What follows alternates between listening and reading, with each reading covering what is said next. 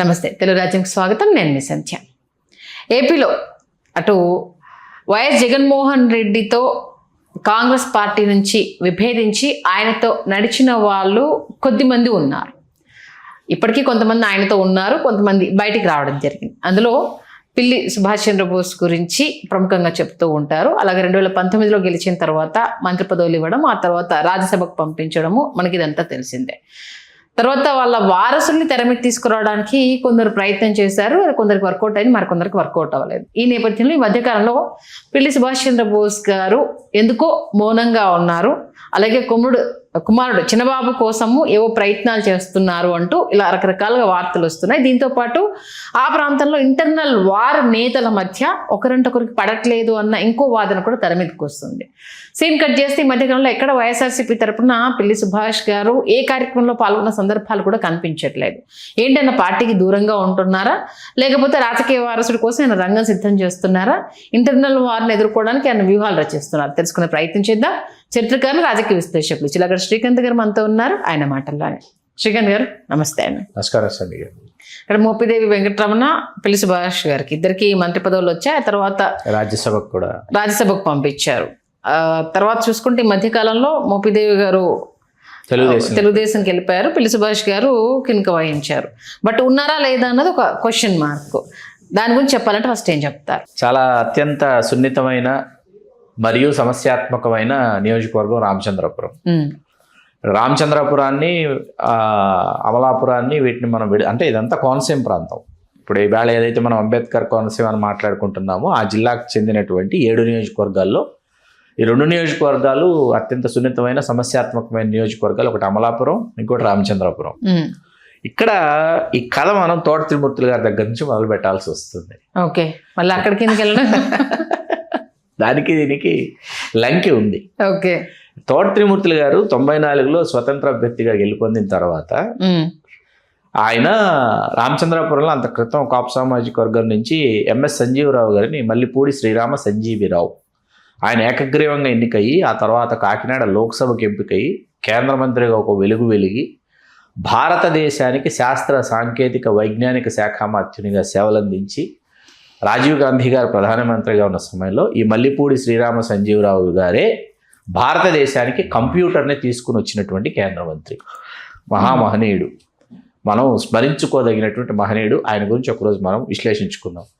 ఆయన తర్వాత కాపు సామాజిక వర్గం నుంచి, ఈ నియోజకవర్గం నుంచి క్షత్రియులు ప్రాధాన్యత, వాళ్ళు ప్రాతినిధ్యం వహిస్తూ వచ్చారు రామచంద్రపురం నియోజకవర్గం నుంచి.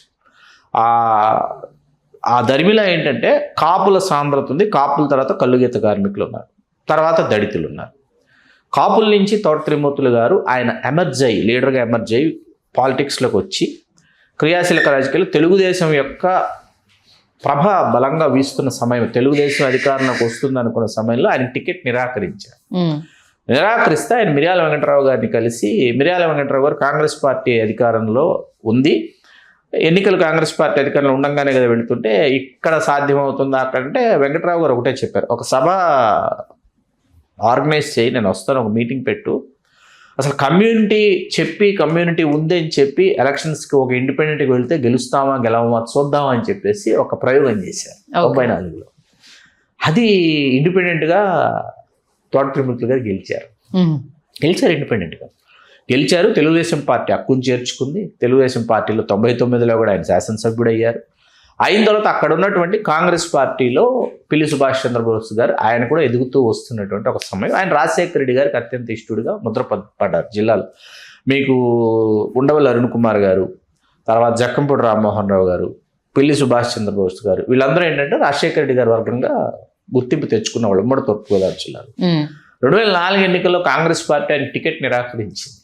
అయినా ఆయన ఇండిపెండెంట్గా వేశారు. పిల్లి సుభాష్ చంద్రబోస్ గారు వేస్తే కాంగ్రెస్ పార్టీ తర్వాత మా తప్పు మేము తెలుసుకున్నాము, కాంగ్రెస్ పార్టీ మీకే మద్దతు పలుకుతుందని చెప్పి ఆయన గెలిచారు. 2004, 2009 వరుస ఎన్నికల్లో పిల్లి సుభాష్ చంద్రబోస్ గారు గెలిచి రాజశేఖర రెడ్డి గారి మంత్రివర్గంలో చేశారు. ఆ తర్వాత రోషయ్య గారి మంత్రివర్గంలో ఉన్నారు. ఆ తర్వాత కాంగ్రెస్తో విభేదించి వెలుపలికి వచ్చి జగన్మోహన్ రెడ్డి గారితో ఆయన ప్రయాణాన్ని ప్రారంభించి 2012 ఎన్నికల్లో ఆయన వైకాపా అభ్యర్థిగా పోటీ చేశారు. 2009 ఎన్నికల నాటికి ప్రజారాజ్యంలో చేరి తోట త్రిమూర్తులు గారు ఓడిపోయి ఉన్నారు ఓకే. పిల్లి సుభాష్ చంద్రబోస్ గారి చేత. అప్పుడు 12 ఉప ఎన్నికలకి ఏమైంది, ప్రజారాజ్యం పార్టీ కాంగ్రెస్ లో విలీనం చేసిన తర్వాత తోట త్రిమూర్తులు గారు కాంగ్రెస్ అభ్యర్థిగా పోటీ చేసి ఈయన కాంగ్రెస్ నుంచి వైకాపాలోకి వెళ్ళారు. సూపర్. తెలుగుదేశం నుంచి కాంగ్రెస్ వచ్చారు.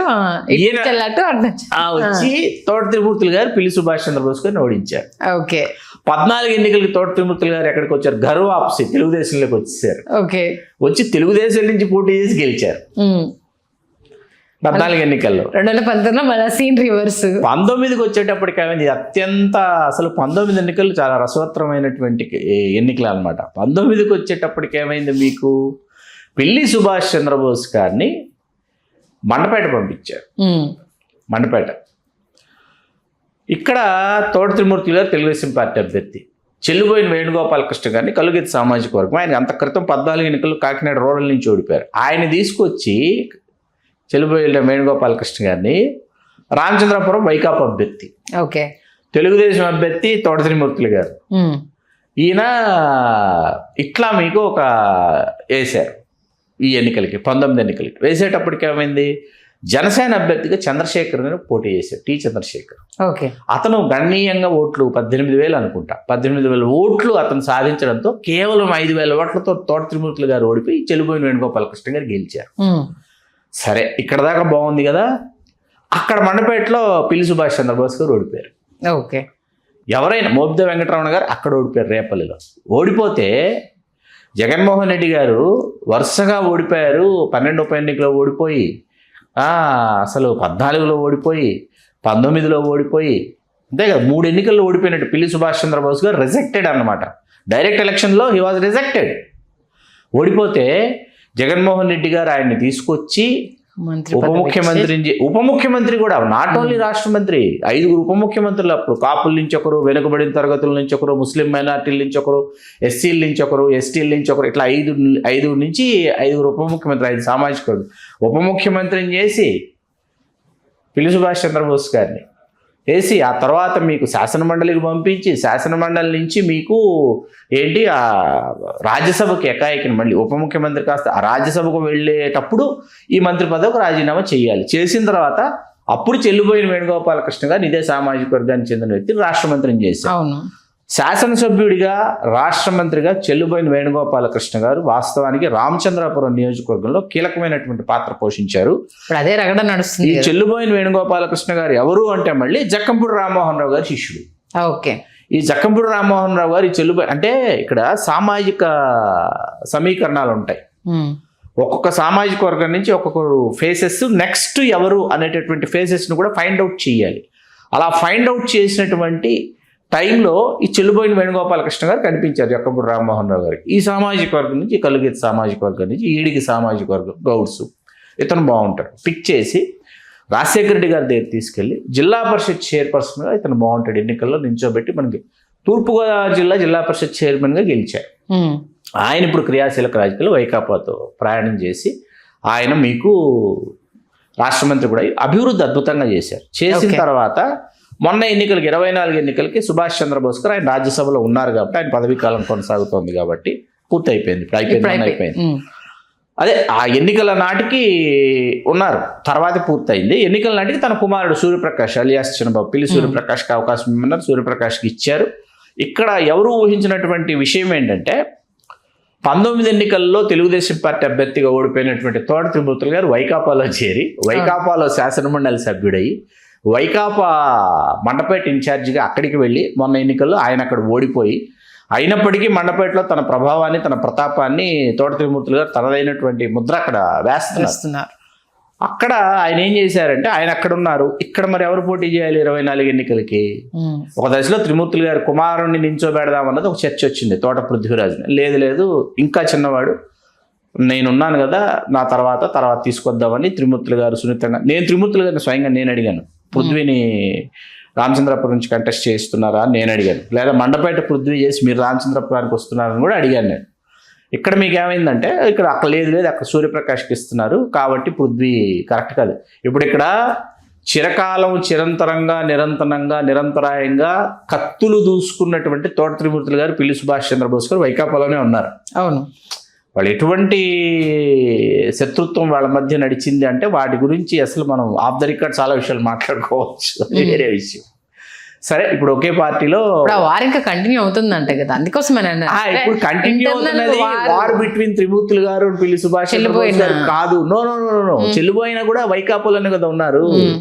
ఇక్కడ మీకు ఈ అమలాపురం ఏదైతే పినిపే విశ్వరూప్ గారి ఇంటి మీదకి వెళ్ళి అంబేద్కర్ కోనసీమ ఆ ఇంటిని దగ్ధం చేయటం ఇదంతా జరిగిన దాంట్లో వాస్తవానికి అమలాపురానికి చెందినటువంటి గంధం పల్లంరాజు గారికి ప్రముఖంగా వినిపిస్తుంది తెలుగుదేశం పార్టీ. తను మీకు తనని ప్రధాన నిందితుడిగా పేర్కొన్నప్పటికీ పేర్కొన్నారు. కాకపోతే దీనిలో ఇన్వాల్వ్ అయినటువంటి వాళ్ళలో వాసంశెట్టి సుభాష్ గారు కూడా ఒకరు. ఓకే, ఈ టోటల్ ఎంటైర్ సినేరియాలో. కానీ ఫ్రంట్ ఎండ్ లో ఉన్నటువంటి వాడు గంధం Pallavaraju, caste pay Kapu, from Amalapuram. He's from Amalapuram. Vasamsetti Subhash also same from same. 2 నియోజకవర్గాలు ఏంటంటే పడుగు పేకలాగా ఉంటాయండి. 2 నియోజకవర్గాలు చాలా మీకు ఇదిగా కనిపిస్తాయి. మీకు అంటే బంధుత్వాలు కానీ, సమీప బంధుత్వాలు కానీ, తర్వాత మీకు వాళ్ళు రాకపోకలు కానీ 2 నియోజకవర్గాలు ఎక్కువ అనమాట. తర్వాత ఈ వాసంశెట్టి సుభాష్ గారు ఏం చేశారంటే ఎంటైర్ ఈ మంత్రి గారి ఇంటి మీదకు వెళ్ళి ఈ దహనం ఆ ఇంటిని దగ్ధం చేసినటువంటి దానిలో ఏవైతే ఎంటైర్ క్రెడిట్స్ ఉన్నాయో ఈ క్రెడిట్స్ మొత్తం వాసంశెట్టి సుభాష్ గారు లోకేష్ గారి దగ్గర కొట్టేశారు. ఈ క్రెడిట్స్ అని కొట్టేసి వెంటనే ఇమ్మీడియట్లీ ఈయన కోనసీమ రైల్వే జేఏసీని అంతకుముందు బండారు రామ్మోహన్ రావు గారు అమలాపురం ఆయన టీంలో కూడా 4-5 రోజులు ఆ ఉద్యమంలో తిరిగాడు. ఆయన ఏదో ఒక ఉద్యమంలో తిరగాలి, ఏదో ఉద్యమంలో తిరిగితే నాయకుడిగా గుర్తింపు వస్తే ఏదో ఒక రాజకీయ పార్టీని అధికారంలోకి వచ్చేస్తుంది అనుకున్న రాజకీయ పార్టీని వెళ్ళి నాకు ఎమ్మెల్యే సీట్ ఇవ్వండి. ఇది మనకు అన్ని కమ్యూనిటీస్లో కనిపిస్తారు దీస్ కైండ్ ఆఫ్ పీపుల్. ఇంకొక రోజు ఇంకొక చర్చ పెట్టుకుందాం. వాళ్ళు ఏంటంటే ఒక రాజకీయ పార్టీ రిజిస్టర్ చేస్తారు. ఎన్నికల వేళ మీరు పలానా సామాజిక వర్గం అనుకోండి, నేను కూడా అదే సామాజిక వర్గం అనుకుంటే మీరు పోటీ చేస్తుంటారు ప్రధాన పార్టీల నుంచి. నేను అక్కడికి వచ్చి రోజు ప్రెస్ మీట్లు పెట్టి అల్లరి చేస్తుంటా. నాది రాజకీయ పార్టీ, మాది పలానా సామాజిక వర్గం. ఆవిడ ఏం చేశారు సంజయ్ గారు, మీరు 10 రోజులు చూసి మీకు భయం వేస్తుంది అనమాట. మీరు పిలిచి కూర్చొని బాబు తీసుకెళ్ళి బాబు ప్లీజ్ బాబు దయచేసి వెనక్కి దయచేసి నామినేషన్ ఉపసంహరించుకో. ఈ కైండ్ ఆఫ్ పీపుల్ గురించి ఒకరోజు ఒక చర్చ పెట్టుకున్నాం. అది వేరే విషయం. ఈ ఉద్యమాల్లో కనిపించి ఉద్యమ నాయకులు అని చెప్పి డయాస్ మీద కనిపించి ఇది నాట్ ఓన్లీ డయాస్ అనమాట. ఇది కోనసీమ అంబేద్కర్లో జరిగినటువంటి ఇది చాలా పెద్ద సంఘటన అండి. రాష్ట్ర మంత్రి ఇంటి మీదకి వెళ్ళిపోయి ఇంటిని దగ్ధం చేసేయడం అనేది ఎంత పెద్ద సంఘటన ఒకసారి ఆలోచించండి. దాంట్లో ఎంటైర్ క్రెడిట్స్ వాసంశెట్టి సుభాష్ గారు కొట్టేశారు. పల్లవరాజు గారి గురించి చెబితే గిబితే నిమ్మకాయల చంద్రరాజప్ప గారు లోకేష్ గారికి చెప్పి ఉండాల్సింది. ఎందుకు, he's also from same place. But Chandrarajappa గారు పెద్దాపురం నుంచి హ్యాట్రిక్ కొట్టబోతున్నారు కాబట్టి అవండి పల్లవరాజు గారు ఇట్లా మంత్రి గారి ఇంటి మీదకి వెళ్ళారండి, ఇంతమంది వెళ్ళారు, ఇలా చేశారు, ఇట్లా దీంట్లో ప్రధాన పాత్ర పోషించాడు. పల్లవరాజు గారిని మనం ఎక్కడైనా ఈసారి అకామిడేట్ చేస్తే బాగుంటుందని నిమ్మకాయల చంద్రరాజప్ప గారు లోకేష్ గారికి చెప్పి ఉంటే బాగుండేది. అప్పుడిప్పుడే ఎందుకు అనుకున్నారు, ఆయన మిన్నకొండిపోయారు. వాసంశెట్టి సుభాష్ గారు ల్యాండ్ అయ్యారు రామచంద్రపురంలో, ఆయన క్యాండిడేట్ అయిపోయారు, ఎమ్మెల్యే అయిపోయారు, వాళ్ళ రాష్ట్ర మంత్రి కూడా అయిపోయారు. అయిపోయిన తర్వాత ఏంటంటే ఆయన వేణుగోపాలకృష్ణ గారి గురించి, తర్వాత పిల్లి సుభాష్ చంద్రబోస్ గారు వాళ్ళ గురించి, ఇతను అదే సామాజిక వర్గం కాబట్టి ఇతను వేళ చేస్తున్నటువంటి వ్యాఖ్యానాలు కావచ్చు అక్కడ ఏంటంటే వాళ్ళు కాకలు తీరినటువంటి దశాబ్దాల తరబడి రాజకీయాల్ని చేసేసినటువంటి యోధులు అన్నమాట వాళ్ళు. వాళ్ళకి ఎట్లా ఉంటుంది, వాళ్ళ వర్గీయులకి ఎట్లా ఉంటుంది, నిన్నగాక మొన్న వచ్చిన బుడ్డోడు వచ్చి ఇప్పుడు ఇవాళ మమ్మల్ని ఏదో అంటున్నాడు అని అనిపిస్తుంది వాళ్ళకి. కాబట్టి వాళ్ళు అటాక్ చేయటం, వేణుగోపాలకృష్ణ గారు ఉండగా ఎంత అభివృద్ధి జరిగింది. You are also from same place, you are also cabinet minister. ఇప్పుడు ఇక్కడ ఈ ఎంటైర్ సినారియోలో దశాబ్దాల తరబడి నిరంతరంగా ప్రజల్లో పోరాటం చేసి రకరకాల సామాజిక ఉద్యమాల్లో ఎంతో కొంత సంబంధం ఉన్నటువంటి తోట తిరుమూర్తులు గారు ఇప్పటిదాకా రాష్ట్ర మంత్రి కాల, పిల్లి సుభాష్ చంద్రబోస్ గారు ఉప ముఖ్యమంత్రి అయిపోయారు, చెల్లిపోయిన వేణుగోపాలకృష్ణ గారు రాష్ట్ర వాసంశెట్టి సుభాష్ గారు మంత్రి అయిపోయారు. దీనికి సామాజిక సమీకరణాలు కారణం. సరే, ఇప్పుడు వాళ్ళు తన్నుకు చేస్తున్నారు అక్కడ. దాంట్లో ఇప్పుడు ఏంటంటే ఆ పలానా పిల్లి సూర్యప్రకాష్ అంటే మీరు అధికారంలో 164 స్థానాలు మీకు ఇచ్చారు, వాళ్ళు 11 మంది గెలిచి వచ్చారు అక్కడ. వాళ్ళు ఇప్పుడు అక్కడ ఉండే ఏంటి, ఊడితే ఏంటి, వస్తే ఏంటి, పోతే ఏంటి, మీరు కదా ఉండి అక్కడ అభివృద్ధి చేయాల్సిందే, మీరే చెయ్యాలి అభివృద్ధి, మీరే కదా రాష్ట్ర మంత్రి. మీరేమో సంక్రాంతి సంబరాల్లో మీరు వేసిన చిందులు బిందులు ఇంకా మర్చిపోలేదు. రేపు అదే మీ పదవికి ఎసరు తీసుకొస్తుంది. రేపు మీ సామాజిక వర్గం నుంచి మరొకరికి అవకాశం ఇవ్వబోతున్నారు.